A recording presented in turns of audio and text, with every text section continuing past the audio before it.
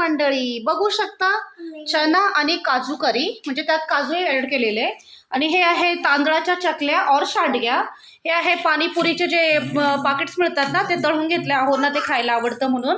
आणि आहो म्हणाले परवा तू भरीत केलं होतं, मला मिळालं नाही कारण मी दुपारी घरात नव्हतो, तर मला भरीत करून दे. मग 2च वांगे उरलं होतं, मी तेवढंच त्याचं भरीत केलेलं आहे. इथे बघू शकता पुऱ्या, आणि ही चना फ्राय, पुऱ्या, आणि हे पाणीपुरीचे फुगे और पुऱ्या सॉरी भरीत, आणि हे आहे सांडगे. हे आहे आमचं आजचं दुपारचं जेवण. आणि हे जे सांडगे आणि किंवा हे जे चकले आहे ना, हे मला बहिणी दिलेले आहे. तिने 2-3 किलोपेक्षा जास्तच आहे. मला ह्या सगळ्या गोष्टी जमत नाही आणि मुलांमुळे करणं शक्यही होत नाही, शिकावं म्हटलं तरी. मग तिने मला ना, मुलं आहे घरात म्हटलं, हे सगळं तळणीचे पदार्थही होत असतात, मुलांना आवडतात म्हणून तिने मला खूप जास्त प्रमाणात दिलं. 3-4 kg तर नक्कीच असतील.